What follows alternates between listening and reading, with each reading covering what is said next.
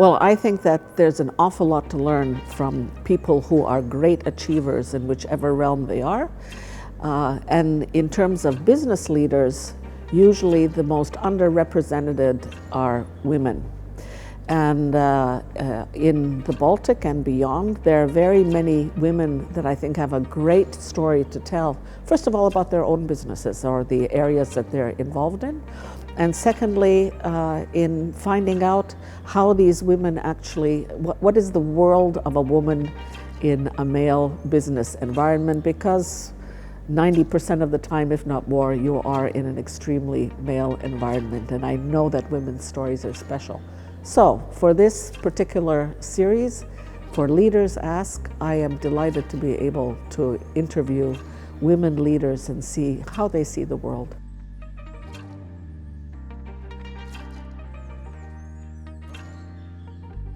About 2 years ago, with a colleague of mine, we founded a movement for women's economic empowerment called Novatore. And my co-founder, Dagny Alenia, knew Kaidi well from her digital festival. And we were looking for a woman speaker to actually inspire other women in COVID times to talk about getting involved in things technological, let's put it this way.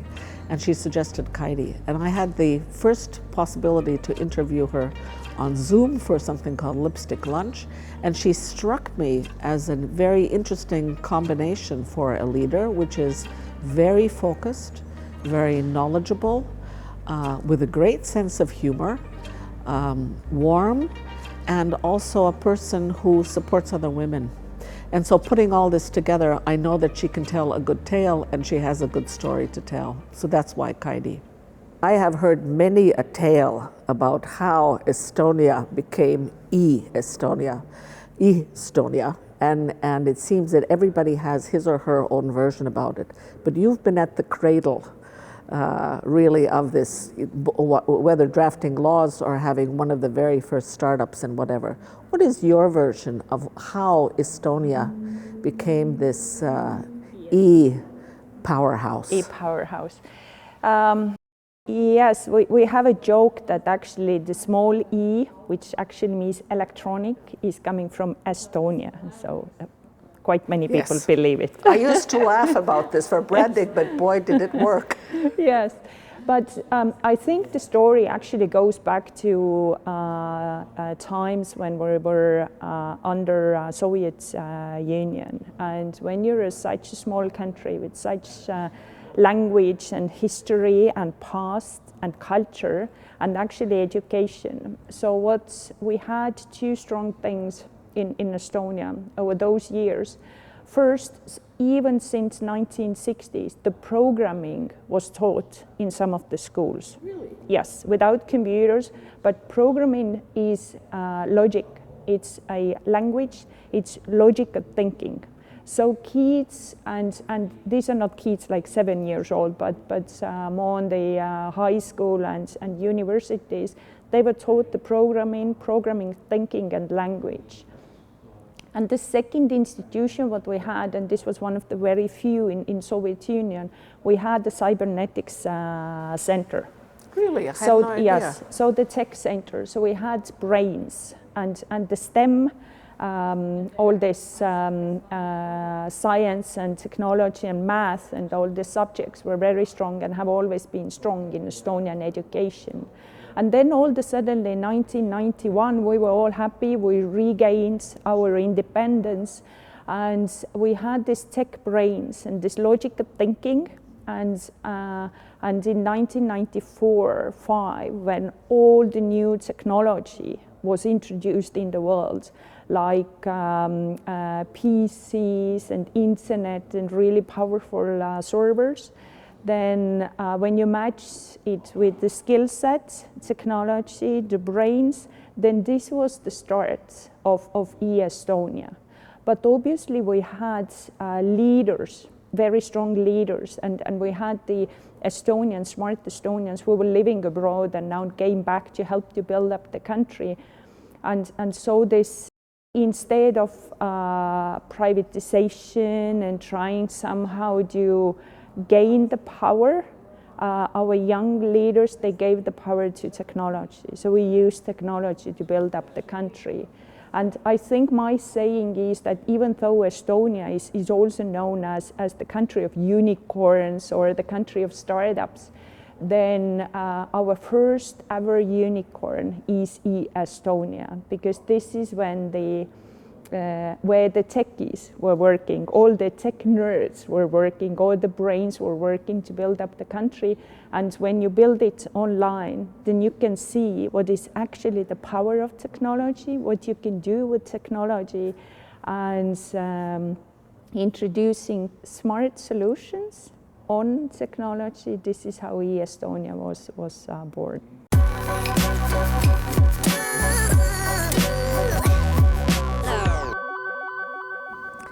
Fantastic. This is the first time I've heard this spin, let's say, on or this point of departure. I know that I've often been asked, why have the three Baltic countries developed so differently since Soviet times? And I've claimed personally that I believe that one of Estonia's great advantages was that the first government they had after Soviet rule was very young.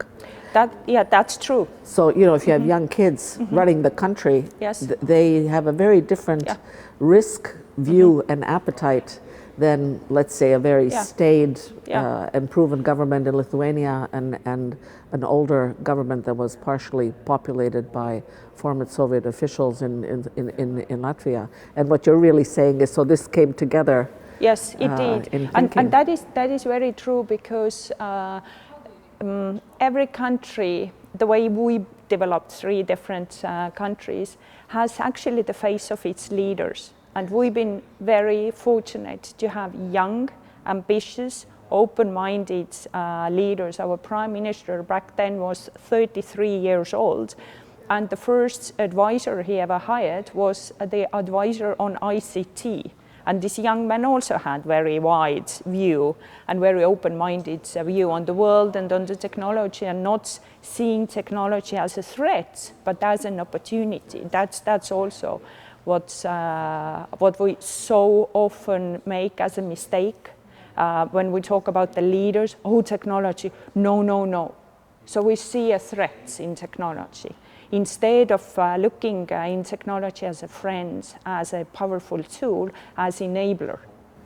Well, the great universities of today in a business context always talk about what makes the best management teams. And they say that these days, besides the obvious CFOs and human resource personnel, et cetera, it's really important to have a professional on board who actually feels at home with AI and other technological experiences, because without that, nothing will really grow properly or the way that you have the ambition to grow. True, and so many leaders and a couple of my friends, not only in Estonia, but because I lived in Singapore, Singaporean leaders, they have young advisors, like very young, 20, 22, 23, and then this, like, people in the older generation ask, what do they know about it? But what the young advisors know, they know about what are the communication tools young generation is using. What are the new channels? What are the new technologies? They have no fear on introducing new technologies. And this is why we need them, because this is the new voting power when we talk about governance. This is the new group of clients. So we need to understand them. I encountered a great company that I think it was a family business of 100 years or something for toys in Germany called Schleich. And they had this great new chairman come on board, and they reconstituted the board and how it works, looking at actually a future-driven toy company. And these are people that manufacture, you know, these little toy dinosaurs and whatnot, you know, for kids. And there was a meeting with all kinds of very, I would say, older, like me, conservative people looking at, how they're going to change this company. And on comes this young guy with torn jeans, a beard, a T-shirt that I'm not really sure how well that T-shirt works. And he turned out to be the new CIO for the company.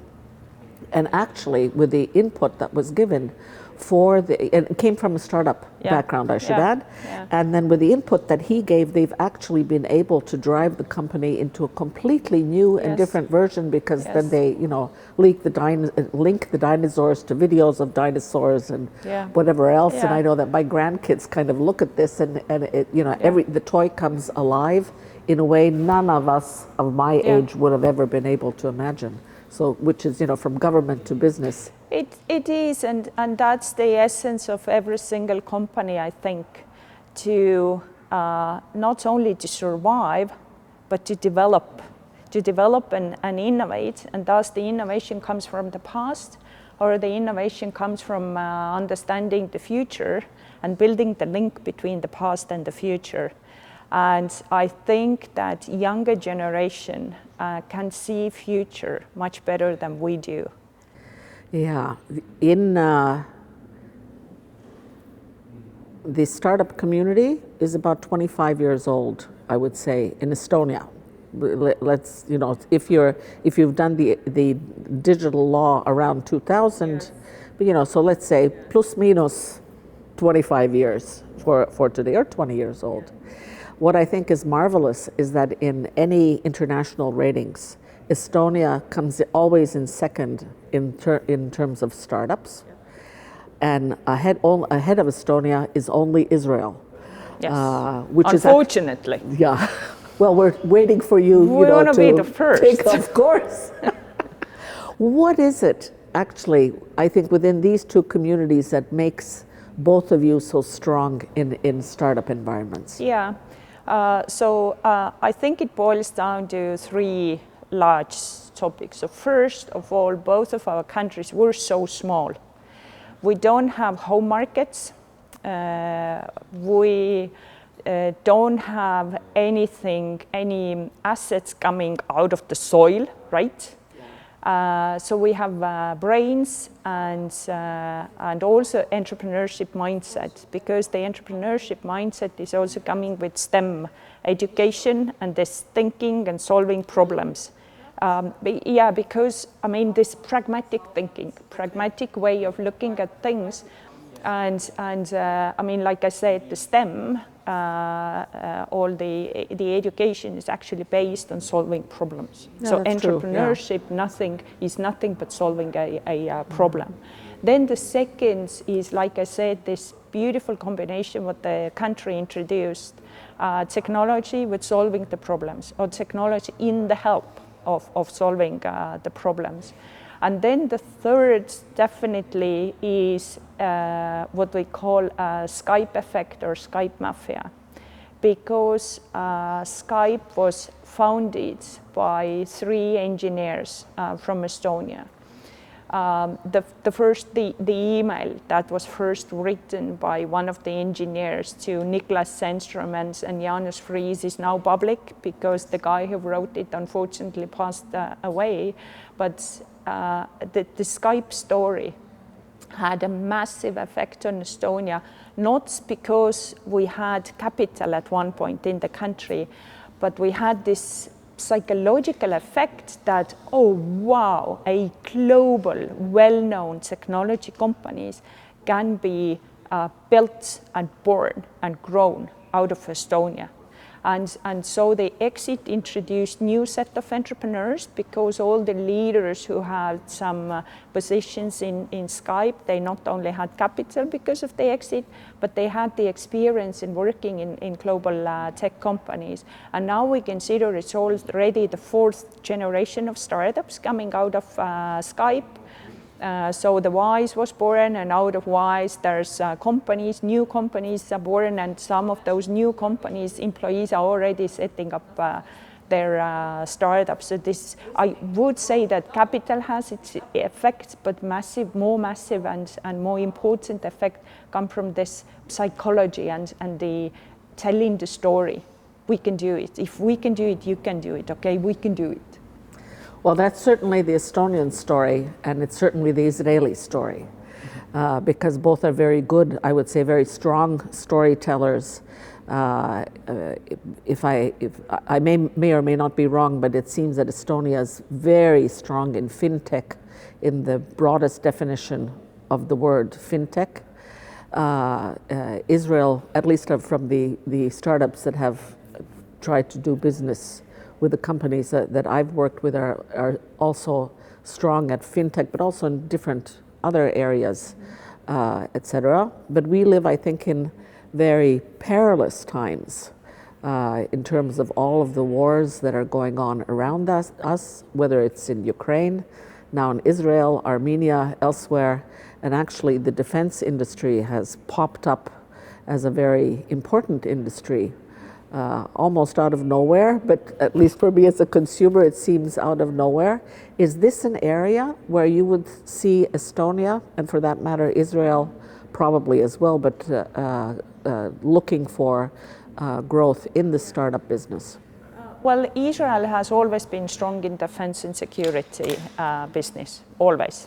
So that's their, maybe that's their flagship. Yes. But defense and security industry, when we think about it, it's actually the industry that over the last 40 years, maybe 50 years, has introduced so many technologies in dual use. Internet came from defense and security industry. GPS, MacGyver tape, microwave. These are all the technologies that actually came out of it. So it's not about what we say is it's not the military technology, it's the defense and security technology and dual use technologies. And now that we see drones and a lot of drones developing, but drones are also used to deliver, for example, in Africa, the blood to hospitals that don't have the proper blood storage in hospitals to carry on this kind of difficult surgeries or help the patients. So this is what I see is the it will develop definitely defense and security, because now that we see that the war is hybrid war, we see it's online, we see it's information war, we see it's brutal war in killing people, all of these things. But for Estonians, and what we are more concerned when besides protection and defense and security is actually everything what is happening around us in this lovely planet we are using. The climate change, the decrease in biodiversity, the way the forests are cut down, and we see the weather, right? Weather yesterday, weather last week, these are extremes, but unfortunately we see these extremes more and more coming. So I think these new energies, new energy sources, new engines, new batteries, all the deep tech, all the science tech, health tech, biotech, these are the new keywords for Estonia, because we have very strong universities, especially in biotech, in also new materials, energy sources. So besides defense and security, we are working hard in our country to develop deep tech, science tech. Okay. Mm-hmm. You're also, I gather, on the advisory board, startup advisory board for the European Commission. Does the board see, what are the issues that this board looks at? Well, actually, I'm the ex-board member. Yes. Sorry. So ex-board member, but Europe, that was very important initiative what European Commission introduced. I think it was back in 2015, and they keep continuing it, because if we look at the innovations and the innovations coming out of Europe, then it's early stage companies and these initiatives. We see the growth and growth and growth, and all of a sudden these companies are headquartered in US. why are European best companies are headquartered in US? And it's because of access to capital and access to talent. And this is the main source, and this is the main driving force for every startup company to grow, every innovation company to grow. You need capital and you need smart people to grow your company. And what European Commission tried to do, they tried to build networks between all the European startup hubs. It doesn't matter if it's a small border town in France or Italy or Estonia or Stockholm. How can we combine and link these together so that we can share talents, we can grow capital, we can invest more in European companies so that they would stay in Europe, they would register their patents and IPs in Europe, and that the capital is generating new capital, and the European capital is investing in European companies. So it was important back then, and it is important still. But Kaidi, I would claim that this hasn't been terribly successful. I've worked on different startups, not that I've ever been successful yet, but I remember the same question about where does one go to find funding and really strong ears in terms of Latvia besides Tallinn. And it was clearly Silicon Valley. And then interestingly enough, Chicago. Don't know why Chicago, but Chicago. But those are clear centers. And then when I said, but what about Europe? I said, well, for money, maybe London. London, yes. It says, why does Tallinn not show up? This is, you know, I believe that you're extremely strong for this topic, at least for startups. And I said, well, one would take the Nordic capitals together, and well, maybe for technology, Berlin. And it stopped there. And when I speak to startup people in let's say in the beginning phase, mainly through startup girls being involved in all this, everybody of course looks at their own national community, but the fact that you know, where do you go to find money and where do you, how do you properly work this with this? Does it ultimately remain a national issue? Yes and no. First of all, the companies all are born out of small countries. I mean, if we talk about Europe and European Union, we have overall in Europe we have 30 plus countries. Every single country has a different regulation, different corporate laws, corporate structures, regulations around international capital, international investors, all of it. That's number one. Second, we have all different languages. So we speak different languages and also different cultures. So the first funding is normally coming close to home. And the more mature the society is, the better capital companies can get. And this is where I'm really proud of Estonia, because as we spoke about the Skype effect, we have the first and the second layer capital available in our own country. But Europe is a bit different from US because US is very entrepreneur driven and private capital driven, whereas Europe is very much institutionals and public capital driven. And as you know, public capital has more bureaucracy, more slowness, all of it. But it's changing because new funds are raised. I mean, Atomico is close to 1 billion in Europe. There's a couple of funds in London, again, assets under management, over 2 billion, 3 billion VC funds. So it's been growing because of the growth of strong startups out of Europe. And when the funds raise money, they say, okay, we're going to deploy the capital around the Europe. But I think that Europe is mainly growing the combination between the strong startups and capital supporting them.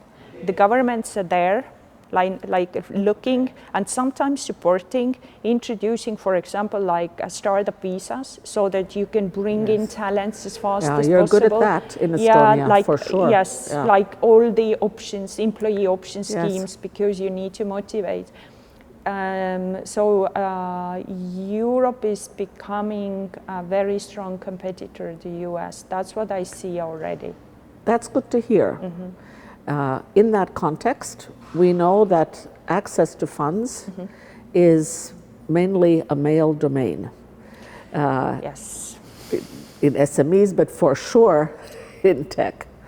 And for sure in startups, and you are one of the rare shining lights in all of this with your own company, Funderbeam, and also supporting women in similar enterprises or trying to find a way to make sure that women get more funding or have access to more funding, and for that matter, probably are more involved in creating startups. Why do so few women get involved in this, do you think? It's a very, very hard question. Very hard question. We can go down first to how the girls or how we have been growing up and how younger. Yes, and the way we are treated and the way what is expected from girls and from boys. And from girls, it's expected to be nice, neat, and behave nicely. But when you're nice and neat and behave nicely, this means you don't take risks. If we look at the kids in playgrounds and they come to kids' birthday parties, then girls are always, they are dressed nicely. But when you dress nicely, can you go down and drive a car in these playgrounds? Or can you climb up and jump and do all this crazy stuff? Slides and all. No, you can't, because you have to take care of not mess up your dress. And that goes to, it's kind of built and planted in our DNA that for you, your role is to be nice, to be a good girl, and to behave. And those who are rebel girls and those who kind of fight out of it, we are still outsiders. And we've been discussing in Estonia, should we say that it's a female investor, a female entrepreneur, a female A, B, or C, and we kind of have a common agreement that yes, we should say so until we break it. Until it's normal. Until it's normal. So that when you read female investors, you kind of, oh, she's an investor, I can be an investor. She's an entrepreneur, I can be an entrepreneur, or a top leader. And the statistics are so bad that in 2018 in Europe, 3% of the funding invested to female founders. 2018, 3%. That's in disaster. 2021, guess how much was it? 4. 1. Are you serious? Yes. So we are in decline, and we are in decline not because of the number of female founders that raise the funds, but the amount of funding. And that's where the difference is also male founders, they can raise hundreds of millions and even 15 million compared to female founder who does the same business, they raise 5 million because sort of we get the survival capital because it's not meant for female to take risks. You're there to survive. Okay, I'll give you 5 million. Were you a rebel girl? It wasn't easy. It's very tough. It's in financial sector, startup sector, raising the money. It's very tough.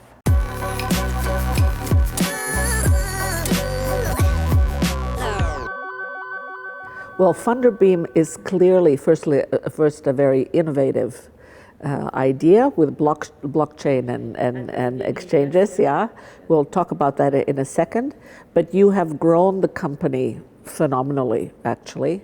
And it's certainly grown beyond the Baltic and the Nordics. But what made you really so relentless to make it work and grow? Well, first, when you become an entrepreneur, then you don't become an entrepreneur to fail. You become an entrepreneur to succeed, to make it. It's very difficult to be a pioneer because with Funderbeam, we've been pioneering of introducing a different model of cross-border investing in startup companies, cross-border secondaries in trading. We first introduced it on the blockchain, although we skipped the blockchain because in the end, in financial sector, what matters is trust, is a proper technology, which doesn't need to be blockchain technology, and these licenses from the regulators so that you can operate your business. And to be the pioneer, it's always either you survive or not, and you always constantly have to change your model and business model and client groups to survive. And we've reached now to the point that this May we received a $40 million investment from Irish impact venture funds, private equity group, and we are now moving to more mature clients, more mature markets.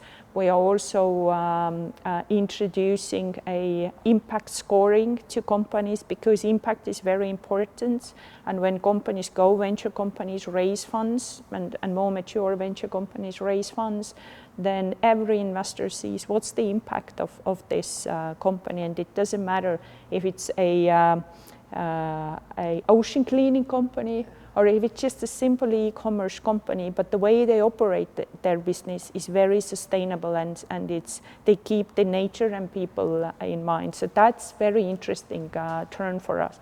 So we take everything what we built, technology, licenses, people, flows, but we move to new client segments. And that's what entrepreneurship is. You have to survive. So you're about 10 years old? Yes. Yeah. So what are the key numbers to show, how things have changed from what Funderbeam was like, even 5 years ago to today? Revenue, client numbers, stuff like that. Yeah, it's a difficult question to respond now because, as I mentioned, we are moving to different client Okay, so you're groups. really evolving.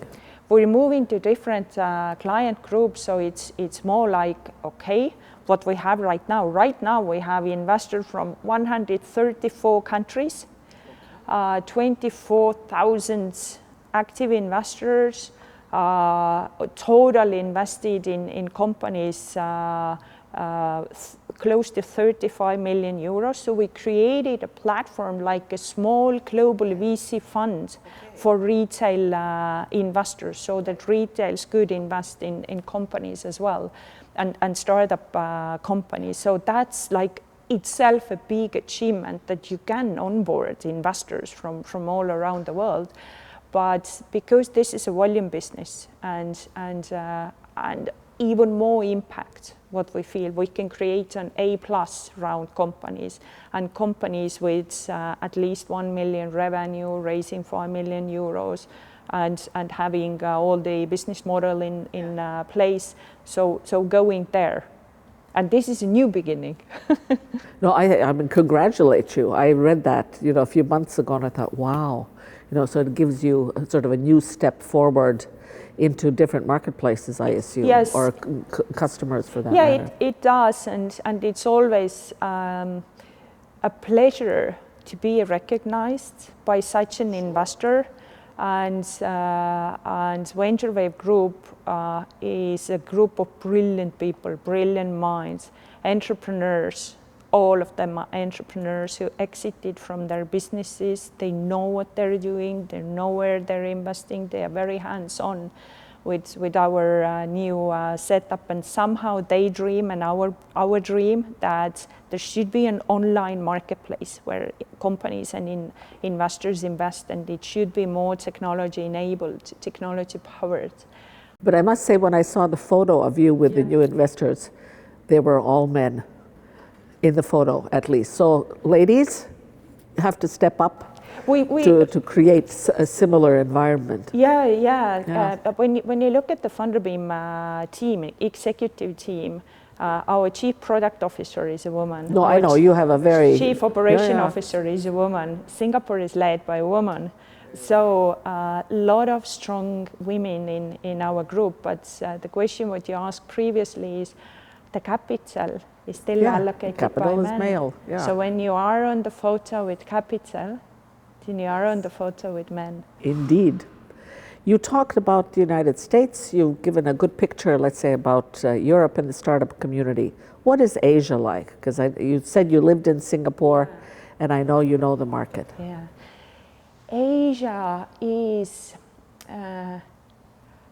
generalizing Asia is like generalizing Europe. But I lived in Singapore, yes, and we still have a business in Singapore and the office in Singapore. In so many countries in Asia, because of the way or their development and economic development, they could have skipped a couple of generations of technology, and they are now using the newest of the newest technologies. The solutions are built on newest of the newest technologies. You take one market, you take Indonesia, it's 250 million people. You just need one market to be a unicorn. There's quite a number of capital available in Asia. So it's opportunity actually for European companies. It is an opportunity. To Asia. So I would urge European companies not always to look in US, but also look to Asia. It's not easy to get into Asian markets, but at the same time it's not easy to be recognized in US, because in US there's definitely 10 similar companies doing the same thing what you do. How can you compete and how can you win the market? Asia is a bit different. Asia is vibrant and Asia is booming and growing. It's like, I don't know, when I compare Singapore startup landscape with London, it's like London 15 years ago. Okay. It's just bubbling, booming, growing. It's hungrier, it's probably. Hungry. Yeah.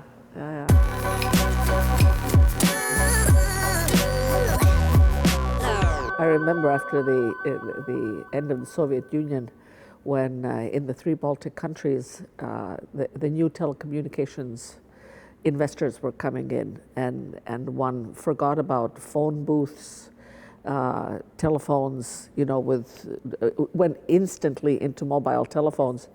And I'm originally from Canada, and I remember my Canadian friends saying, "What do you mean you're already running around with, mobile phones?" I said, "Well, you're leaping over actually technological development. You don't need all this stuff that is sort of normal in North America, and you're already on the next edge of technological development." And so what you're describing is probably very similar. It is very similar, and to my now talking about the US, when I was in one of the couple of years ago in one of the pitching events of US companies, and there was like 3 companies pitching about them solving the problem of checks.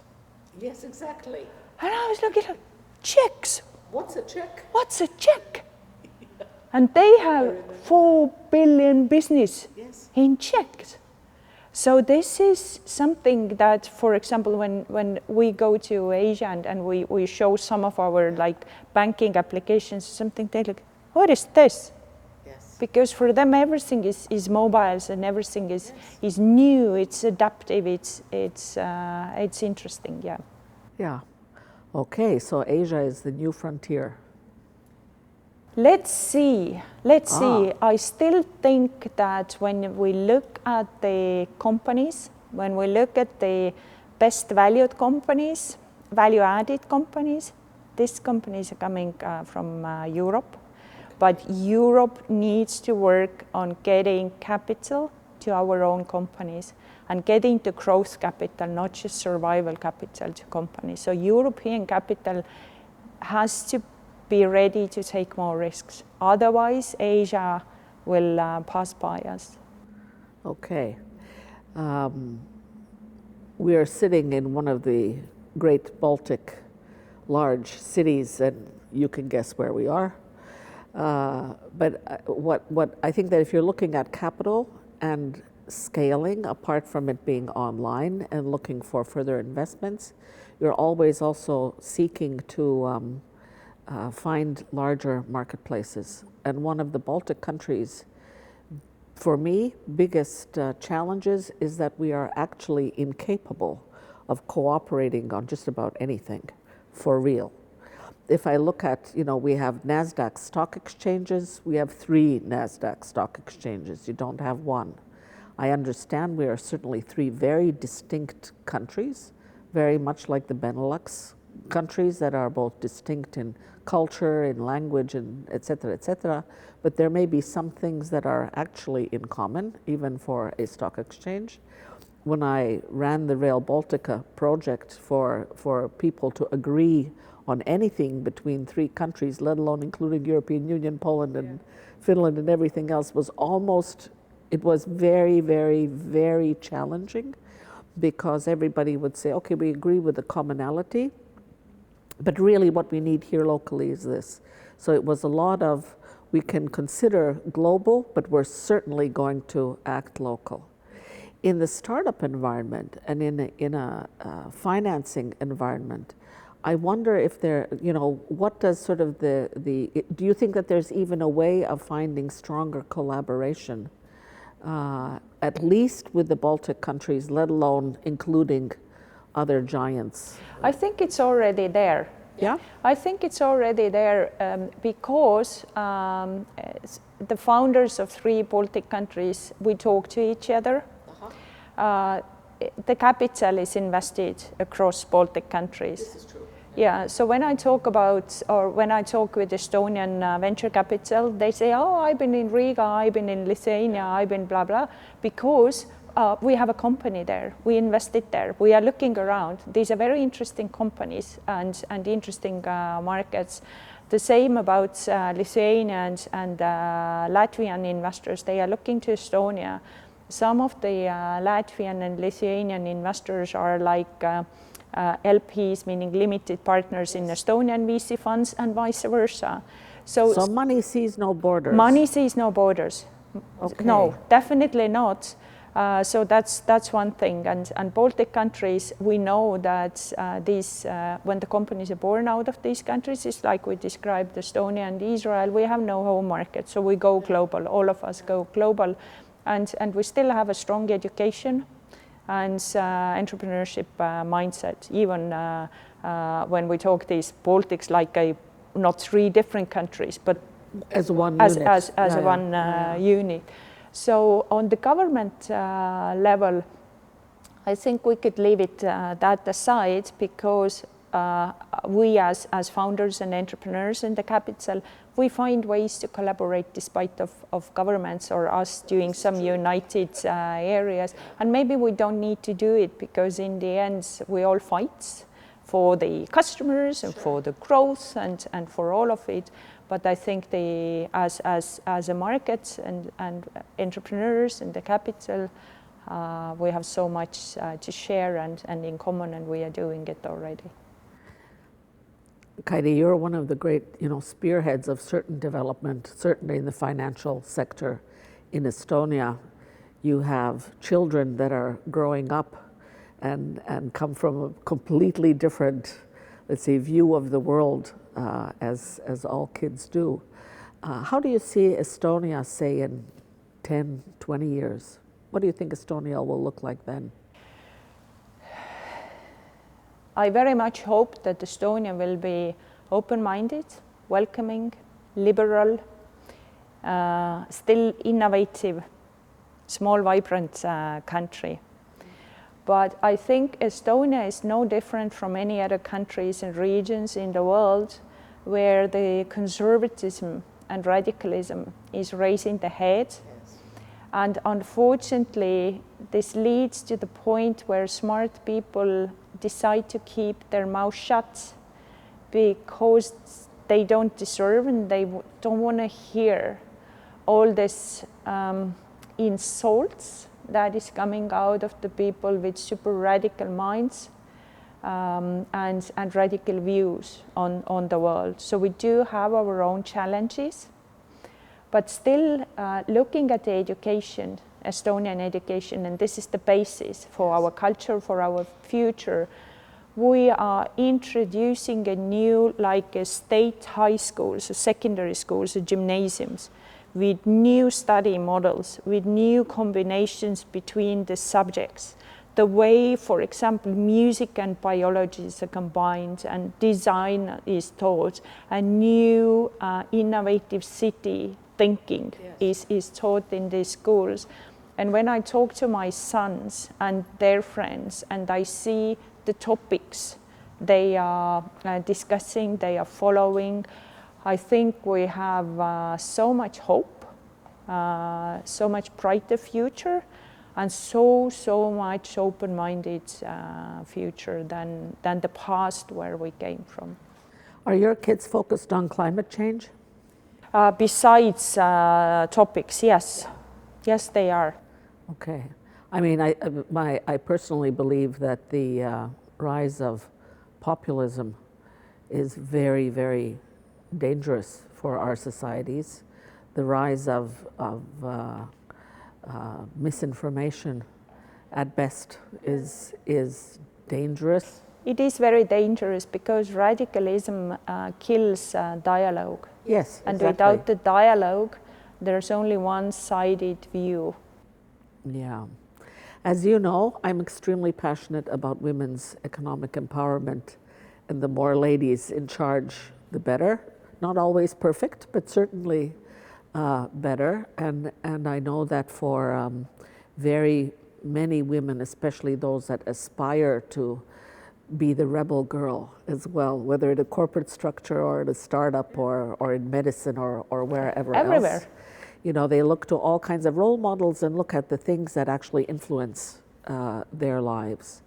When we do courses or have, dialogue with these younger women, their main question at the end of the day is, you've had spectacular successes as a leader in a business or in politics for that matter. Says, but what does your private life look like? How do you organize your family? Because I would assume that 10 years ago when you started Funderbeam, your kids were relatively young. I'm sure that your husband was working as well. How do you make things work in a private sphere? Yes. So before I answer to the question, I think that we should all work hard to reach to the world and to the societies where women are free in their choices. If they make a decision to stay home and be a mom, absolutely, that's their decision, but they should be able and free to make their decisions, to become a top entrepreneur, to become a top leader, to become a politician, everything. We're not there yet. No. And we're not there yet in many reasons, and one of it is, what about my family? Yes. And the guilt, what we have, because now coming back to the good girl, if I want to be a good girl, then this means I need to be the best entrepreneur, I need to be the best mom, I need to be the best cleaning lady, I need to be the best wife, I need to be the best. Plus looking nice, home, everything is neat. So these are very high standards that we set to ourselves, and these are very high price to pay. So my takeaway from all those years in being running as the CEO of the exchange to the entrepreneur is you put all in the moments when you can. If you're an entrepreneur and you have a business meeting, be there and be the best businesswoman. When you're at home and you're with kids, be the best mom. They know that you're going to be away, but when you are with them, be the best mom. Or be the mom. Sometimes you can't be the best mom. You're tired and stuff, but have a dialogue with them and engage them. And I've taken kids with me to travel, and they've been in Singapore because of my business, and they studied in Singapore because of my business. When we have dinners with family, for example, the topics we discussed is ethics of AI. And I asked, what do you think about ethics of AI? And then the kids started to respond to us. So somehow engage them. And I think at the end of the day, when I'm going to be 95 and I'll have my glass of nice wine, then I think this is the time when my life needs to be in balance. I can't get balance when I'm an entrepreneur and these are growing years of my company. I just can't keep it balanced. I may be sometimes socially awkward because I don't have time to meet my friends. I just don't have time. But I'm going to make it up. And when I'm 95 and I have this glass of wine, then I think that was a life. I will challenge you on that. I think the 95 glass of wine, I'm approaching this a little bit faster than you are. Way to go, but still. I lived in Azerbaijan for a few years as an expat in the oil and gas industry. And my husband, who's an actor, you know, kind of is driven by the stage that he's on, so came to visit me once in a while. And I had these great colleagues, Norwegian colleagues, who were experienced expats. And they said, whatever you do, says when you are kind of in Baku, concentrate on what's happening in Baku. But when you go home, make sure that first you meet your friends. He says your family will always be with you, one way or the other, but schedule to meet your friends. And I must admit, I've stuck to this since I've been in Azerbaijan, which is really to carve time out for friends. When you're a leader, the friends change, I would say, or your environment changes around you. Whether you like it's not good or bad, it's just different. And then when you come to that wine glass at 95, it'll be easier to meet with the friends because not all friends will be with you. And I mean this, of course, allegorically, you know, and not physically. Yeah. I don't disagree with you. I don't disagree because, again, the closest friends I have always kept close, because there's a 5 families of our, we call it the gang. We've been friends for 20 years. Our kids are the best friends, and they are my AA. Yes. I go and meet them and I say, hello, my name is Kaidi, I'm an entrepreneur. I have a problem. I'm your friend, I have a problem. And so those parties what we had, and the hikes what we had, and the travels what we had, and the weekends and just spontaneous stuff, that helps us and them as well, because they are also very successful people, to ventilate. But we're good friends and we're still the same who we were 20 years ago. But sometimes when I come home, I say, next week, not this week. No question. There's no question about that. I have the same thing. It's a group called Girls Weekend from when I was very young, and what I find very welcoming is that it's in Canada. I'm not in Canada that often. And it's the same thing. It's actually a group of trust. It's a network of trust. AA is a very good description. It is. I can be who I am with them. Very good. Thank you very much, Kaidi.